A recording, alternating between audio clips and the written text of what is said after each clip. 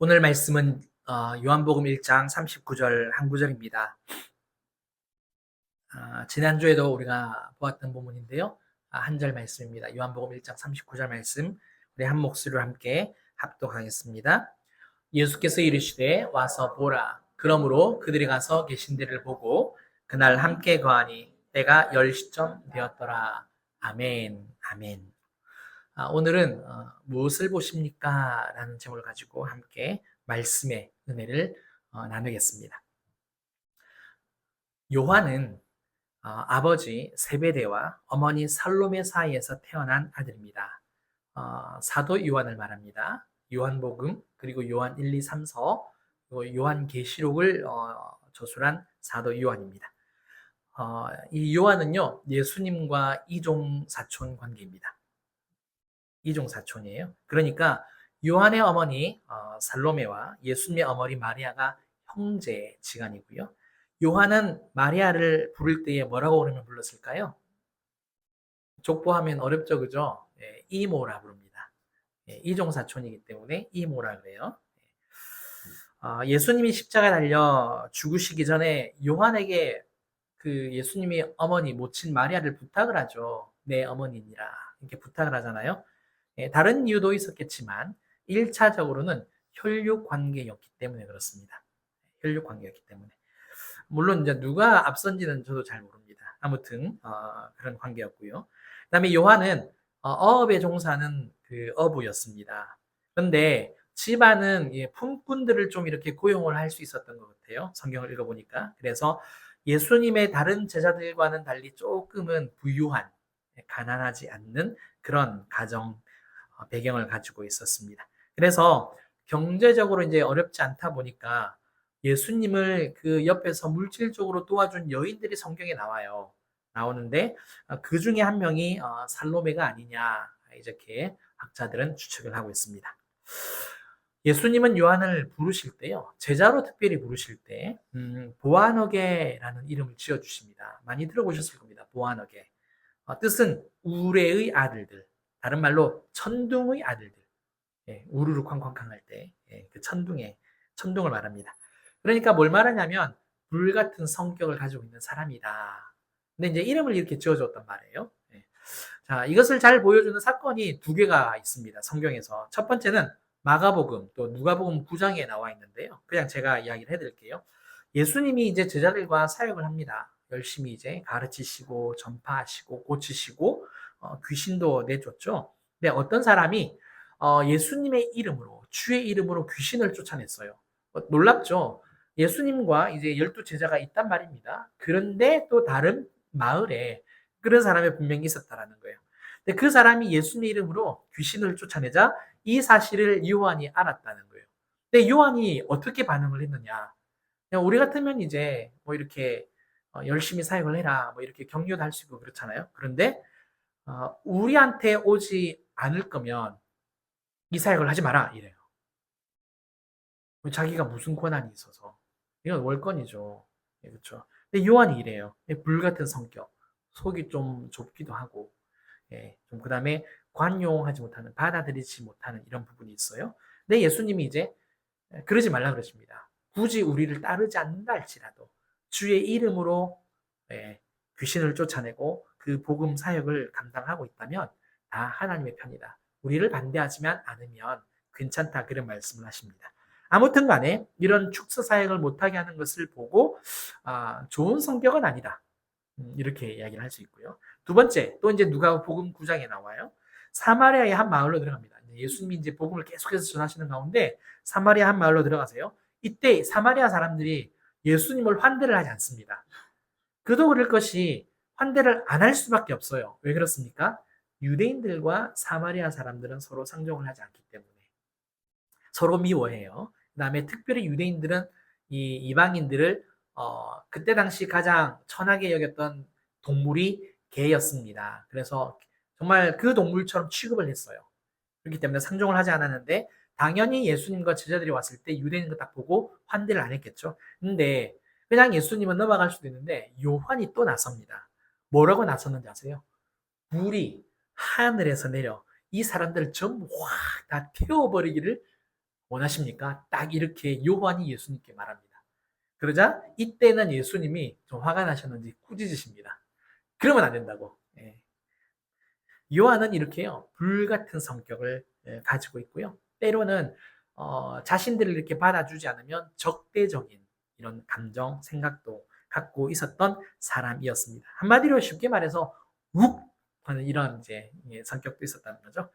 그런데 예수님의 이름을 지어주실 때 단순히 현재의 성격이 어떤지만 나타내었느냐? 그건 아니라는 겁니다. 일례로 베드로 이야기를 제가 한번 해보겠습니다. 사실 이 다음 구절에 나와 있는데요. 예수님께서 베드로를 부르실 때 뭐라고 하십니까? 요한의 아들 시몬아 부르시죠. 그런데 네 이름을 뭐라고 한다고 이야기합니까? 게바라고 이야기합니다. 게바가 이제 번역을 하면 베드로가 되는 거예요. 베드로의 뜻이 뭐냐면 반석입니다. 그래서 베드로가 이제 성령의 그 감동을 따라서 마태복음 16장 16절에서 이렇게 고백을 해요. 주는 그리스도시요 살아계신 하나님의 아들이십니다. 딱 이 고백을 하자 예수님이 뭐 어떤 말씀을 하십니까? 내가 예수님이 이 반석 위에, 이 믿음의 반석 위에 내 교회를 세우겠다. 이런 말씀을 하세요. 그러니까 이처럼 요한은요, 불같은 성격을 가지고 있는 청년이었지만, 저 같은 욱하는 이런 성격을 가지고 있었지만 예수님이 그리스도이시다라는 이 진리를 굉장히 열정적으로, 그러니까 어떤 열정이 있다는 거죠. 예, 열심이 있다는 거거든요. 예, 그런 복음을 열정적으로 전하는 사도로 바뀌었다라는 것을 우리가 알 수 있습니다. 오늘 우리는 그래서 요한이 어떻게 예수님은 그리스도이시다라는 이 진리를 열정적으로 전하는 사도가 되었느냐, 그걸 이야기를 해보려고 합니다. 도대체 요한의 태도와 자세는 무엇이었을까? 함께 살펴보겠습니다. 요한복음 1장 39절 아까 읽었는데요. 그래도 한 번 더 읽어보겠습니다. 시작. 예수께서 이르시되 와서 보라. 그러므로 그들이 가서 계신 데를 보고 그날 함께 거하니 때가 10시쯤 되었더라. 아멘. 자, 안드레와 요한이 예수님께 여쭤봤어요. 어디에 계시냐? 어디에 계시냐? 그러니까 처음에는 무엇을 구하느냐? 딱 이렇게 물으니까 사실 이 안드레와 요한이 당황을 한 거죠. 갑자기 물어보시니까. 우리도 갑자기 물어보면은 대답을 못 하잖아요. 그러다가 생각지도 않은 대답을 할 때가 있잖아요. 그러니까 그 대답이 어디 계십니까? 이렇게 된 거죠. 예. 어디에 계시냐고 묻자 예수님은 그냥 와서 보라. 나를 따라와서 한번 봐라. 이제 이런 말씀하신 거예요. 여기서 보라라는 말씀을 주목하고자 합니다. 헬라어로 에이도라고 하는데요. 물리적으로, 그러니까 지금 우리 눈으로 보고 있죠, 그죠? 물리적으로 보는 것부터 시작해서 추상적으로 보이는 환상까지, 환상 이상까지 전부 다 포괄하는 단어가 바로 이 보라라는 단어입니다. 그날 요한은 무엇을 봤는지 저는 잘 모릅니다. 또 성경에도 나와 있지 않습니다. 다만 예수님을 우선 첫 번째로 눈으로 보고 만났다라는 거죠. 그리고 이제 대화하는 가운데서 자기가 볼 수 없었던 진리도 어느 정도 깨닫지 않았느냐 우리가 생각할 수 있습니다. 요한은 예수님이 승천하신 후 수십 년 후에 요한복음과 또 요한서신과 요한계시록을 기록을 합니다. 요한복음, 요한 1, 2, 3서, 요한계시록이요. 학자들마다 다 다르기는 한데 AD 한 90년부터 100년 사이에 좀 이르면 85년 그 사이에 다 기록이 되었다. 순서도 이제 한참을 연구하고 또 찾아보고 했는데 전통적인 견해와 또 현대 신학자들이 의견이 너무 달라서 뭐 굳이 이야기는 하지 않아도 될 것 같다는 생각이 들어서 하는데 아무튼 시간이 굉장히 많이 흐른 상태에서 그러니까 요한이 진짜 노인이 되어서 정말 뭐 80, 90이라는 이제 노인이 되어서 성경을 쓰기 시작했다는 거죠. 그런데요, 놀라운 것은 독특하게 한 단어가 계속해서 나옵니다. 한 단어가. 자, 요한계시록 1장 2절 말씀 제가 읽을게요. 요한은 하나님의 말씀과 예수 그리스도의 증거 곧 자기가 본 것을 다 증언하였느니라. 자기가 본 것. 자, 요한일서 1장 1절 2절 상반절 태초부터 있는 생명의 말씀에 관하여는 우리가 들은 바요 눈으로 본 바요 자세히 보고 우리의 손으로 만진 바라. 이 생명이 나타나신 바 된지라 이 영원한 생명을 우리가 보았고 증언하여 너에게 전하노니. 요한복음 1장 14절입니다. 말씀이 육신이 되어 우리 가운데 거하심에 우리가 그의 영광을 보니. 아버지의 독생자의 영광이요 은혜와 진리가 충만하더라. 자, 공통된 단어가 뭡니까? 보다, 보았다. 이 단어입니다. 그러니까 요한은요, 처음에는 눈으로 예수님을 보았지만 점차 그리스도와 인격적인 만남이 이루어졌고, 그러니까 예수님이 이제 어떤 분이신지를 실제로 보게 된 거죠. 그리고 미래에 있을 일들, 환상까지 요한계시록에 나와 있잖아요. 아직까지 이루어지지 않은 수많은 그 환상들이 예, 사도 요한이 봤다라는 겁니다. 예. 그래서 요한복음, 요한서신, 요한계시록 읽어보면 알 수 있듯이 보세요. 뭐 잘 읽어보셔서 아실 겁니다. 성경 내용이 어떻습니까? 굉장히 정교합니다. 그리고 사도 바울처럼 논리가 딱 이렇게 정연합니다. 그 다음에 주제별로 굉장히 잘 정리가 되어 있습니다. 그래서 요한서신을 읽어보면 참 이렇게 은혜되는 부분이 많죠. 물론 다른 성경도 그렇지만. 자, 이것을 통해서 우리가 알 수 있는 게 있어요. 요한은 그러면 어떤 사람이냐? 저는 이렇게 생각했습니다. 굉장한 통찰력을 가진 사람이다. 굉장한 통찰력을 가진 사람. 이렇게 말할 수 있는 이유가 있습니다. 예수님에 관한 내용이 매우 자세하다는 거예요. 예수님에 대해서 정말 자세하게 기록한 사람이 요한입니다. 한번 생각해 볼까요? 요한복음과는 달리 마태복음, 마가복음, 누가복음은 공관복음이라 그럽니다. 서로 이제 공통된 관점을 가지고 기록된 성경이라서 공관복음이라 그래요. 어떤 관점입니까? 연대기입니다. 시간적인 순서로 쭉 기록이 되어 있습니다. 그런데 요한복음은 그게 아니라 주제별로 묶여 있습니다. 주제별로. 그 다음에 뭘 강조하느냐? 예수님의 신성을 굉장히 많이 강조를 해요. 그러다 보니까 그 예수님의 7대 표적이 나와요. 7개 표적이 나오고, 그 다음에 에고 에이미라는 말인데, 나는 뭐뭐이다. 나는 선한 목자다. 나는 양식이다. 네, 나는 포도나무다. 나는 빛이다. 이런 말. 에고 에임이거든요.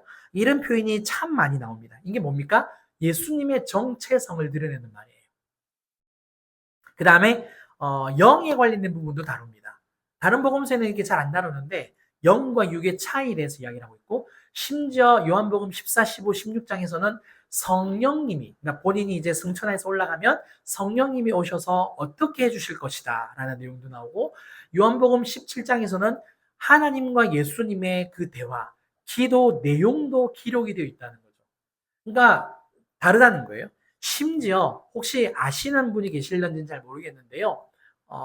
잘난 척을 하는 건 아니고요. 요한복음은요, 성막의 구조가 그대로 기록이 되어 있다는 거 아세요?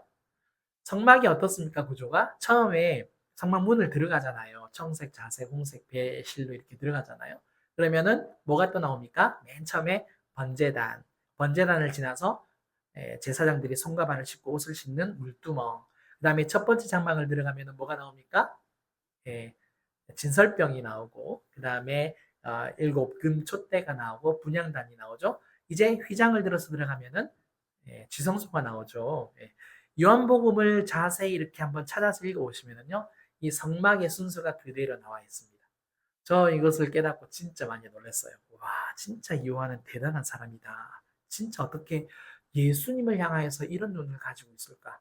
그래서 깨닫게 되고 제가 정리한 게 뭐냐면, 요한은 굉장한 통찰력을 가진 사람이구나. 왜? 예수님에 대해서 정말 다양한 면모로 이런 관점에서도 보고, 이런 관점에서도 보고, 이런 관점에서도 보고 증언한 사람이 요한이라는 겁니다. 요한이라는 거예요. 정말 다른 제자와 다르게. 그러면 요한은요, 예수님에 관해서 더 알고 싶은 생각, 그 마음이 분명히 있었을 텐데, 그렇죠? 그러니까 그렇게 예수님에 대해서 자세하게 알게 되어진 거잖아요. 그러면 순전히 본인의 노력, 본인의 의지, 본인의 어떤 수고로 이런 통찰력을 갖게 된 걸까? 물론 일정 부분 그럴 수 있죠. 우리가 열심히 공부하고 연구하면, 책도 많이 읽으면 다양한 관점이 우리 안에 쌓이게 되어지잖아요. 그런데 예수님은 눈에 보이지 않는 분이잖아요. 왜냐하면 본인도 이제 예수님이 승천하신 것을 본 다음에 이제 한 50년, 60년을 예수님 없이 성령님이 가르쳐 주시는 대로 이제 복음을 전하는 사도가 되었단 말입니다. 잠언 8장 17절. 나를 사랑하는 자들이 나의 사랑을 입으며 나를 간절히 찾는 자가 나를 만날 것이니라. 우리가 하나님을 사랑하면 사랑할수록 그분의 사랑을 입게 되는 거고요. 간절히 찾고 구할 때 우리를 만나 주신대요. 이게 어떤 뉘앙스인지 딱 감이 오시죠? 자, 그러면 한 번 더 확인하는 말씀을 드려볼까요? 마태복음 7장 7절 8절 우리 함께 한 목소리 읽겠습니다. 시작! 구하라 그리하면 너에게 주실 것이요 찾으라 그리하면 찾아낼 것이요 문을 두드리라 그리하면 너에게 열릴 것이니 구하는 이마다 받을 것이요 찾는 이는 찾아낼 것이요 두드리는 이에게는 열릴 것이니라. 아멘. 아멘. 요한도 우리처럼 육신을 입고 있는 인간입니다. 스스로 모든 것을 다 알 수 없어요. 그래서 하나님께 구했습니다. 찾았습니다. 두드렸습니다. 결국 성령님께서 예수님을 더 알고자 하는 그 요한의 눈에 있는 비늘을 벗겨주신 거죠. 사도 바울처럼. 흐릿한 눈에 초점 계세요. 흐릿한 것들에 초점을 또렷하게 만들어 주셨습니다. 예배 전에 아침에 뭐 하는 거 있으면 예배를 위해서 포기할 줄은 아셔야 돼요. 예배에 목숨을 걸자. 예배에 목숨을 걸자. 예배를 통해서 내가 주님을 반드시 만나야 된다. 다른 제자들이 알 수 없고 볼 수 없는 것들까지 알게 하시고 보여주셨다는 겁니다. 누구에게? 요한에게. 요한이 어땠다고요? 하나님께 구했어요. 하나님께 찾았어요. 하나님께 두드렸습니다. 보여달라고, 알게 해달라고, 가르쳐달라고. 나는 무지한 사람이라고. 나는 잘 모른다고. 나는 연약하다고. 주님이 성령님을 통해서 저한테 안 가르치시면 저는 이 길을 걸어갈 수 없습니다. 그렇게 고백을 했겠죠. 사랑하는 성도 여러분. 우리에게도 예수님에 대해서 자세하게 말할 수 있는 통찰력이 있어야 할 줄 믿습니다. 그러려면 예수님이 어떤 분이신지 알아야 돼요.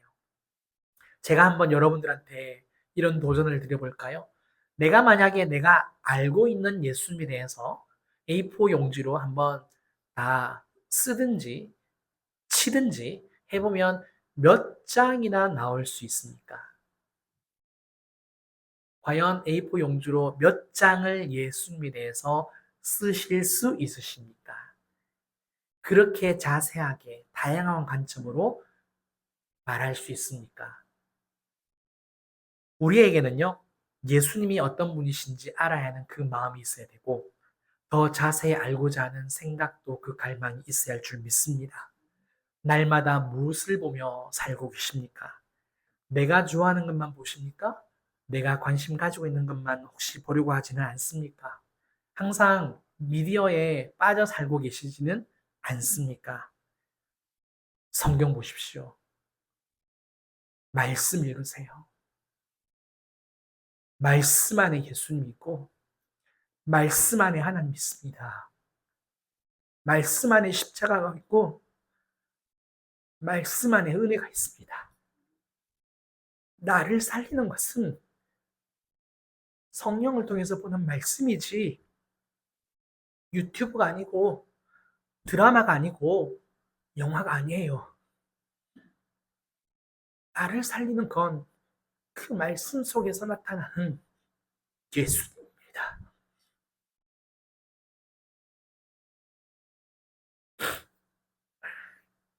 말씀 속에 계신 그 예수님을 더 보고 싶어 하고, 더 알고 싶어 하는 저와 여러분들 되었으면 좋겠습니다. 이번에는 좀 더 중요한 내용 한 가지를 말씀을 드리려고 합니다. 예수님을 본다는 것, 예수님을 더 알고 싶어 한다는 것은 무엇을 의미할까요? 요한복음 1장 14절 말씀 함께 읽겠습니다. 시작. 말씀이 육신이 되어 우리 가운데 거하심에 우리가 그의 영광을 보니 아버지의 독생자의 영광이요 은혜와 진리가 충만하더라. 아멘. 혹시 주님의 영광을 보는 게 감이 안 잡히시는 분이 계십니까? 주님의 영광을 본다는 것은요, 어떤 말이냐면, 주님이 얼마나 높고 위대하시고 대단하신지를 내가 느끼고 깨닫는 겁니다. 인식하는 겁니다. 혹시 대통령의 영광을 보고 싶으십니까? 대통령의 영광을 보고 싶으시다면 대통령을 직접 만나보면 됩니다. 만나는 게 얼마나 힘든지. 그리고 아니면 대통령이 사는 곳으로 가면 되죠. 예, 청와대가 빈집이 되어가지고 지금은 누구나 볼 수 있게 되었지만 물론 예약을 해야 되지만 청와대를 가보면 되죠. 그러면 거기에 있는 건물들이나 정원들이나 그런 부분들로 알 수 있지 않습니까? 가수 중에 나훈아의 영광을 보고 싶으신 분 계십니까? 나훈아가 개최하는 콘서트에 가보시면 됩니다. 음, 이제 은퇴하셨죠? 그 표를 얻기 위해서 표를 구하는 사람이 효자라 그러고 그걸 표를 못 구한 사람이 예약 못한 사람이 불효자라 그러잖아요. 잘 모르십니까? BTS, 에스파, 아이유 같은 젊은 가수들의 영광을 보고 싶으시면 그들의 콘서트에 가보면 돼요. 얼마나 많은 사람들이 응원봉을 들고 막 열광하는지. 주님의 영광도 마찬가지입니다. 일상에서 주님이 어떻게 일해 주시는지, 어떻게 내 기도에 응답해 주시는지, 어떻게 함께 해 주시는지를 통하여서 우리 주님이 진짜 대단하시다. 우리 진짜 놀랍다. 정말, 정말 감사, 찬양이라는 이거 외에는 내가 뭐 드릴 수 있는 게 없다. 이렇게 전율을 느끼면서 그렇게 하나님 앞에서 감동하고 감사하는 게 주님의 영광을 보는 거예요. 영광의 반대말이 뭔지 아세요? 영광의 반대말. 상황마다 다를 수 있는데요. 수치, 부끄러움, 불명예입니다. 딱 극명하게 차이가 나죠? 주님의 영광을 본다는 것은 내가 주님이 얼마나 대단하신지를 내가 알고 경험을 한다는 거고, 수치와 불명예로 떨어진다는 건 이건 말 안 해도 알겠죠? 사람들 앞에서 얼마나 부끄러운지, 이건 영광이 땅에 떨어졌다는 뜻이잖아요. 그래서 혹시 감이 안 잡히면 이렇게 한번 생각을 해보셨으면 좋겠어요. 성경에서 하나님 영광을 보여달라고 한 사람이 있습니다. 모세입니다. 모세. 출애굽기 33장 18절. 모세가 이르되 원하건대 주의 영광을 내게 보이소서. 사실 이 모세 강구는요, 사람으로서는 할 수 없는 어떤 그런 부분입니다. 구약의 관점에서는 굉장히 대담한 요청이에요. 늘 하나님과 대면한 사람이었음에도 불구하고 하나님의 영광을 보여달라고 강구를 했어요. 문맥을 살펴보면 이렇습니다. 이스라엘이 금송아지 사건으로 언약을 깨뜨려요. 이 일로 하나님이 굉장한 화를 내시잖아요. 얼마나 화가 나셨는지 이스라엘 전체를 다 진멸하겠다. 그런데 모세가 중보하지 않습니까? 죽이지 말아달라고. 예, 죽이지만 말아달라고. 그러니까 하나님이 예, 모세의 기도를 들으시고 진멸하지 않으시죠. 대신에 이런 말씀을 하세요. 죄값은 내가 전부 다 보응할 거다. 이런 말씀을 하세요. 그리고 하나님의 마음이 하나님이 사실 상처를 받으시는 건 아닌데 너무 상심하셨어요. 너무 상심하신 탓에 더 이상 이스라엘을 친히 인도하지 않겠다. 얼마나냐? 가나안 땅으로 지금 들어가야 되잖아요. 지금 신의 산인데 사실 이게 1년 아직 안 되는 시점이거든요. 그런데 이 상황에서 내가 가나안 땅에 내가 직접 데려가지 않고 내가 주의 사자를 보내서 너희를 올려 보내겠다. 이런 말씀을 하세요.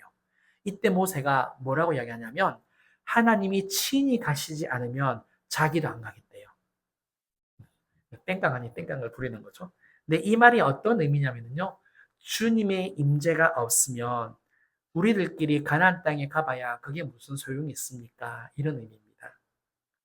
그래서 결국 하나님께서 함께 가겠다, 함께 하겠다 이런 말씀을 하세요.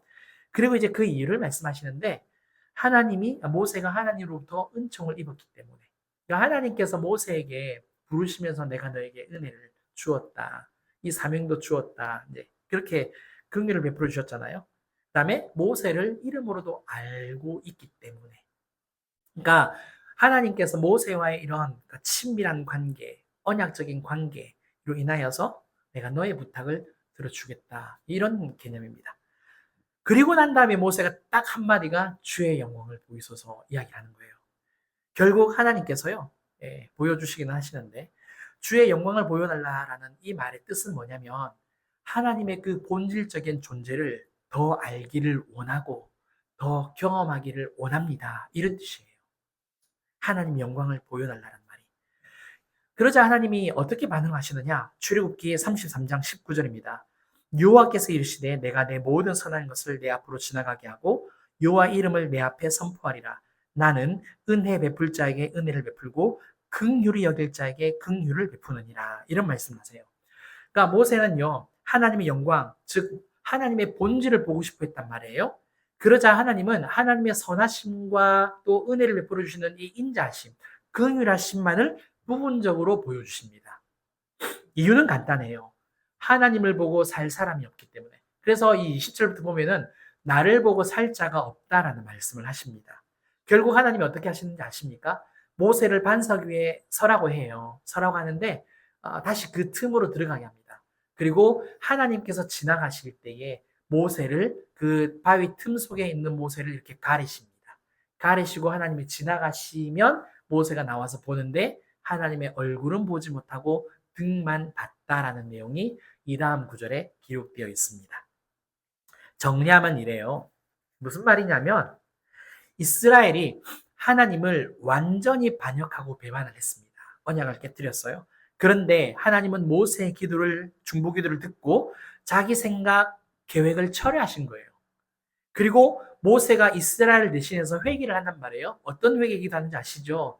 내 이름을 생명책에서 지워지는 한이 있다 할지라도 이 불쌍한 이스라엘들을 구원해 달라고.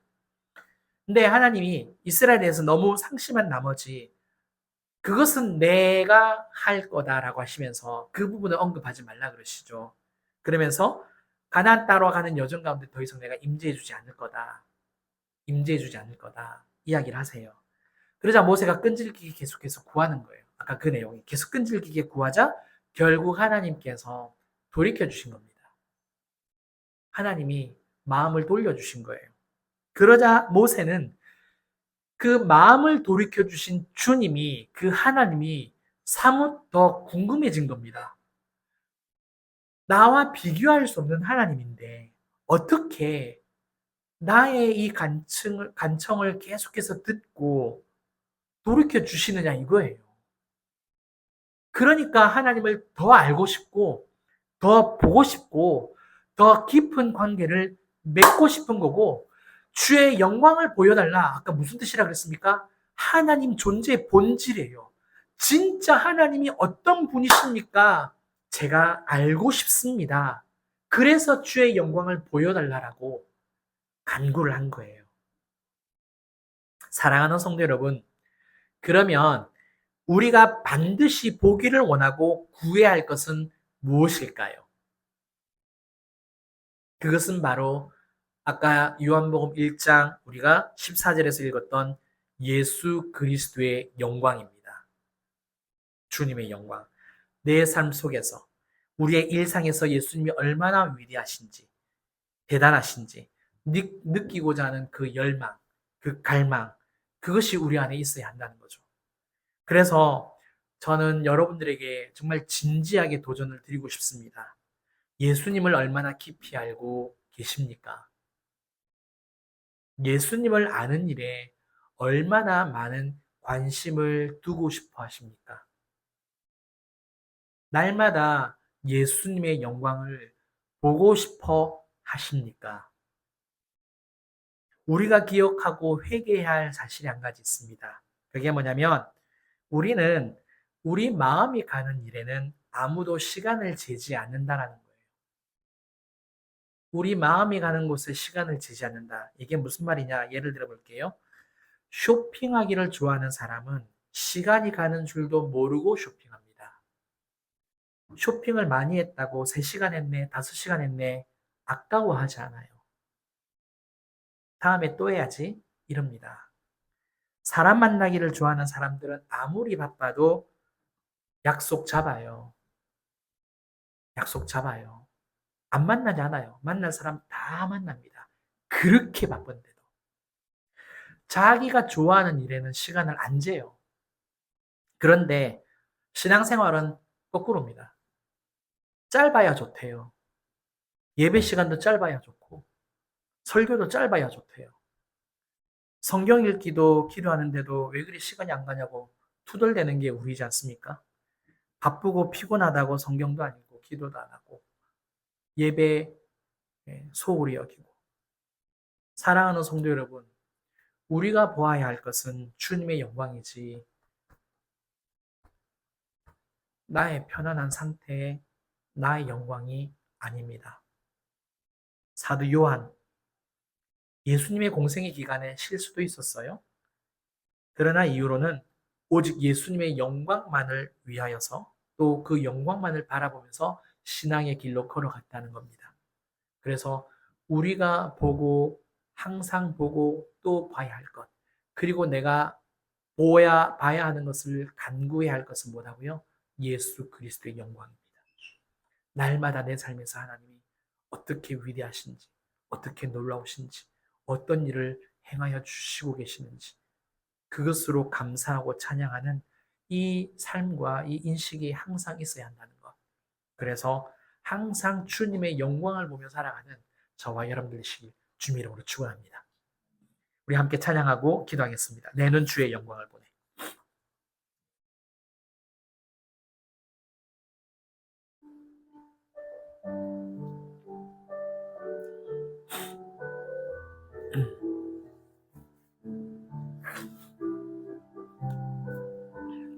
마음의 소원을 담아서 찬양하겠습니다.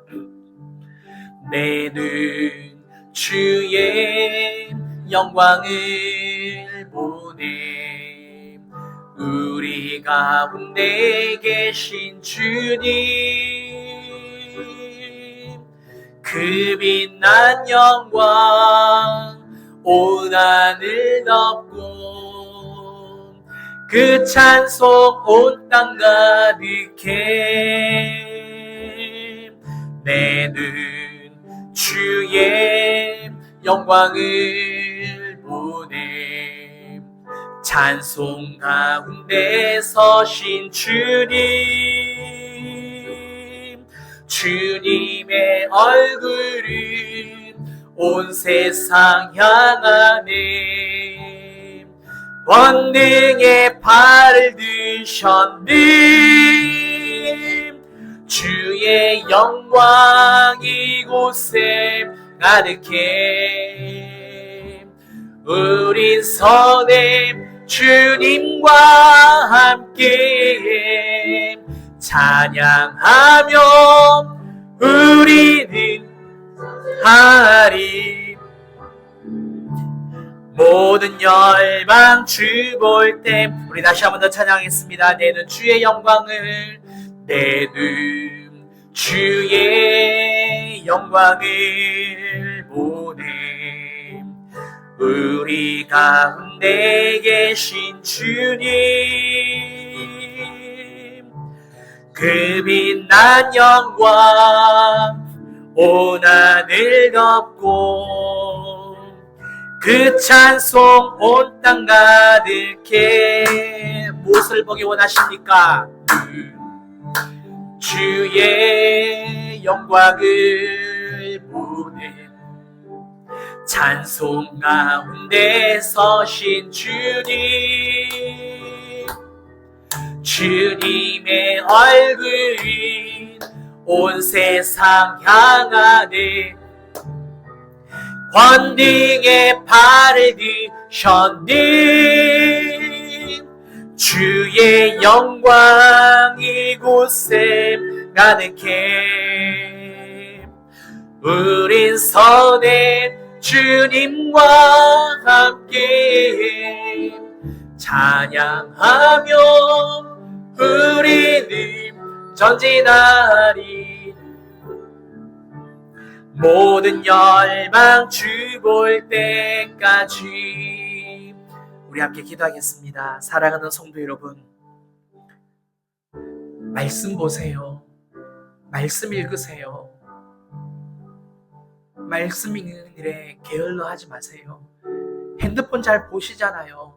유튜브도 보고 릴스도 보고 볼 것 다 보잖아요. 그런데 말씀 안에 계신 예수님은 왜 자꾸만 외면하십니까? 우리가 볼 것은 예수님이고 우리가 계속해서 간구해야 될 것은 예수님의 영광입니다.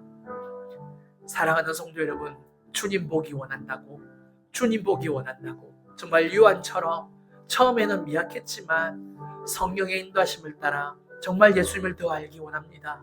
정말 예수님을 더 알기 원합니다.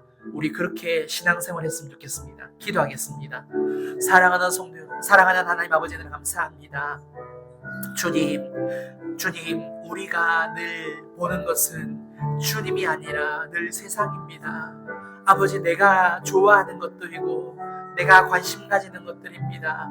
내 마음으로 좋아하는 것들, 아버지, 그것에는 시간을 재지도 않고 아까워하지도 않습니다.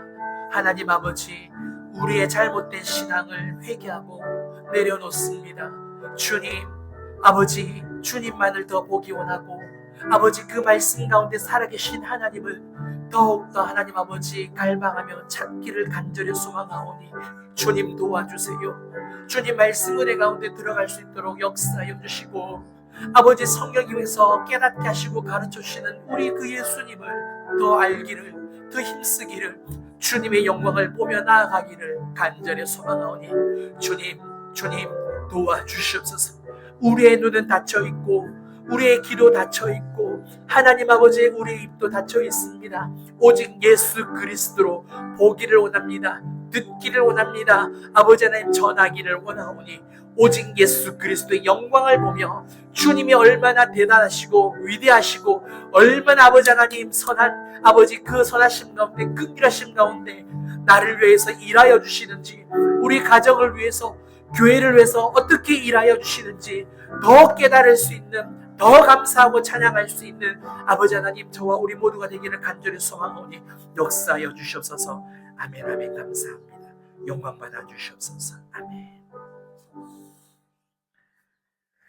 살아계시고 역사하시는 우리 하나님 아버지, 감사를 드립니다. 하나님, 오늘 무엇을 보십니까? 라는 제목을 가지고 말씀을 나누었습니다.